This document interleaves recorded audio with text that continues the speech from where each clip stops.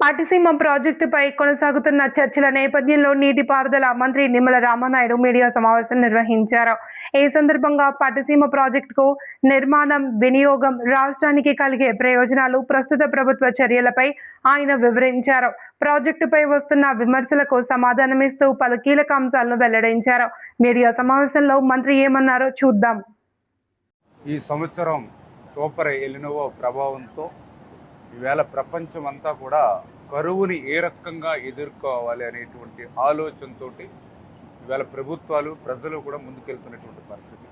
ఆ రోజు 2014-19లో చంద్రబాబు నాయుడు గారు ముఖ్యమంత్రిగా ఉన్నప్పుడు పోలవరం ప్రాజెక్టు నిర్మాణం 1-2 సంవత్సరాలు ఆలస్యమైన ఆ ఆలస్యానికి నష్టం ఉండకూడదనేటువంటి ఆలోచనతో ఆ రోజు 1300 కోట్ల రూపాయలతోటి పట్టిసీమను రూపకల్పన చేసి, ఆ రూపకల్పన చేసినటువంటి పట్టిసీమ కూడా సంవత్సరాల తరబడి నిర్మాణం కాదు, వితిన్ 12 months లో 12 నెలల్లో పూర్తి చేయాలనే లక్ష్యంతో ఆ రోజు పట్టిసీమను చంద్రబాబు నాయుడు గారు పూర్తి చేస్తే, ఆ రోజు నేను కూడా అసెంబ్లీలో ఉన్నా.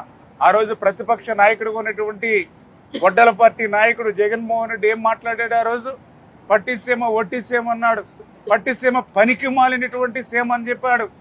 మరి ఈ రోజు అదే పట్టిసీమ ఆ రోజు నుంచి ఈ రోజు వరకు 450 టీఎంసీల నీరుని గోదావరి నుంచి కృష్ణాకి ఇచ్చింది. మరి 450 టీఎంసీలు ఇచ్చినటువంటి పట్టిసీమ ఎట్లా ఒట్టిసీమ అవుతుందో ఈవేళ జగన్మోహన్ రెడ్డి సమాధానం చెప్పాలి. ఏ రకంగా అయితే ఈవేళ కృష్ణా ఎగువనున్నటువంటి కర్ణాటకలో ఉన్నటువంటి ఆల్మెట్టి దగ్గర నుంచి ప్రకాశం బ్యారేజ్ వరకు ఏ రిజర్వాయర్ లోనూ ఒక చుక్క నీరు లేనటువంటి సమయంలో ఈవేళ రోజుకి 8000 క్యూసెక్కుల నీరు ఈవేళ గోదావరి నుంచి కృష్ణాకి ఇస్తున్నటువంటి పట్టిసీమ ఏ రకంగా ఒట్టిసీమో ఏ ముఖం పెట్టుకుని ఈరోజు జగన్మోహన్ రెడ్డి ఈవేళ ఈ రైతులకి, ప్రజలకి సమాధానం చెప్తాడని చెప్పి ఈరోజు సూటిగా జగన్మోహన్ రెడ్డి గారిని ప్రశ్నిస్తూ ఉన్నటువంటి పరిస్థితి. ఎందుకంటే ప్రతి సంవత్సరం ఒక ఎత్తు, ఈ సంవత్సరం ఒక ఎత్తు. ఈవేళ ఏ పేపర్ తిరిగేసినా, ఏ ఎలక్ట్రానిక్ మీడియా ఆన్ చేసినా, ఎక్కడ చూసినా బీడు వారినటువంటి భూములు, గుక్కుడు మంచినీళ్ళ కోసం దాహార్తితో బిందులు పట్టుకుని రోడ్ల మీద నడుస్తున్నటువంటి మహిళలు, ఎక్కడ చూసినా కూడా అడుగంటినటువంటి భూగర్భ జలాలు. ఇటువంటి స్థితిలో, అనిశ్చితమైన వర్షం ఉన్నటువంటి స్థితిలో ఈవేళ పట్టిసీమ గోదావరి వృధాగా పోయేటువంటి నీటిని ఈవేళ కృష్ణా డెల్టాకి అందించి, రేపు భవిష్యత్తులో పట్టిసీమ ద్వారా కృష్ణాకి ఇచ్చినటువంటి నీటిని పైన శ్రీశైలంలో సేవ్ చేసుకుని దాన్ని రాయలసీమకు అందించేటువంటి విధంగా మరి చంద్రబాబు నాయుడు గారు పట్టిసీమ రూపకల్పన చేస్తే, ప్రతి విషయాన్ని రాజకీయం చేసి, ప్రతి విషయం మీద కూడా అబద్ధాలు, అసత్యాలు చెప్పి బ్రతికేటువంటి జగన్మోహన్ రెడ్డికి ఒక నిజస్వరూపం ఈ సూపర్ ఎలినోవా కూడా బయట పెడుతూ ఉన్నటువంటి పరిస్థితి అని చెప్పి మీ ద్వారా ఈ సందర్భంగా తెలియజేసుకుంటూ, ఆ రోజు మేము 1300 కోట్ల రూపాయలు పెట్టి పట్టిసీమ నిర్మాణం చేస్తే, ఈ 5-6 సంవత్సరాల్లో 50,000 కోట్ల సంపదను ఈవేళ పట్టిసీమ కృష్ణా డెల్టా స్థిరీకరణతో ఈవేళ సంపాదించినటువంటి పరిస్థితి. సాగునీరు, త్రాగునీరు అనేది ఎంత అవసరమో పర్టికులర్గా ఈ సంవత్సరం ఈ ఎలినోవాలో ఒక్కొక్క చోట మరి మేఘ విస్ఫోటనం జరిగి అధికంగా వర్షపాతం పడుతుంది.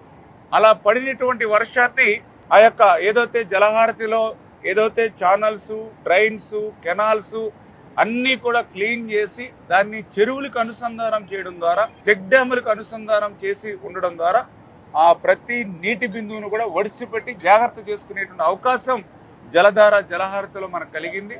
అందుచేత ఈరోజు చంద్రబాబు నాయుడు గారి ముందు చూపు అంటే ఆ రోజు ఒక పట్టిసీమను తీసుకురావడం కానీ, అదేవిధంగా ఈరోజు ఒక జలధార, జలహారతి తీసుకురావడం కానీ ఏ రకంగా అయితే ప్రజలకు, రైతులకు ఉపయోగపడుతుందో మనం ప్రత్యక్షంగా మనం చూస్తున్నామని చెప్పి తెలియజేసుకుంటూ, ఈ రకంగా చంద్రబాబు నాయుడు గారు ఒక ముందు చూపుతోటి ఆయన చేసేటువంటి ప్రతి పని కూడా ఈవేళ ప్రజలకు ఉపయోగపడేటువంటి విధంగా, రైతులకి ఉపయోగపడేటువంటి విధంగా ముందుకు తీసుకెళ్తున్నాం.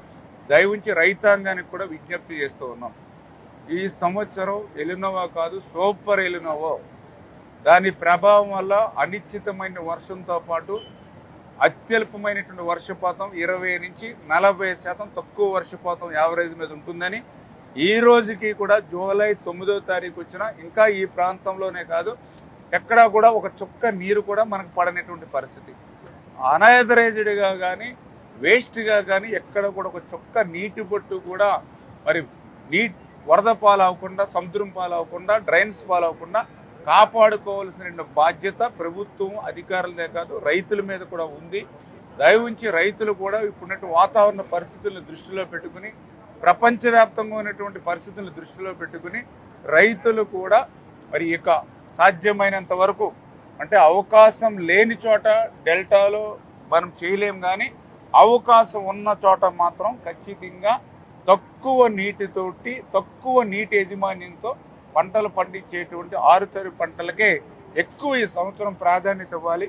రేపు మళ్ళీ ఫ్యూచర్లో ఈ గోదావరి ఇన్ఫ్లో ఎట్లా వస్తుందో, కృష్ణా నుంచి అసలు పైనుంచి ఎంత ఇన్ఫ్లో వచ్చి పైనుంచి అసలు వచ్చేటువంటి అవకాశం ఉంటుందో లేదో కూడా అనిశ్చితంగా ఉన్నటువంటి పరిస్థితిని దయవుంచి రైతులు కూడా గమనించి ఎప్పటికప్పుడు అధికారులు ఇచ్చినటువంటి సూచనలు, సలహాల ప్రకారం రైతులు కూడా నడుచుకోవాలి. చంద్రబాబు నాయుడు గారు తనకు ఉన్నటువంటి అనుభవంతో కొంతమేర వాటర్ మేనేజ్మెంట్తో మీకు సాయం అందించినప్పటికీ రైతులు కూడా ఎప్పటికప్పుడు తగు జాగ్రత్తలతో ముందుకెళ్ళాలి.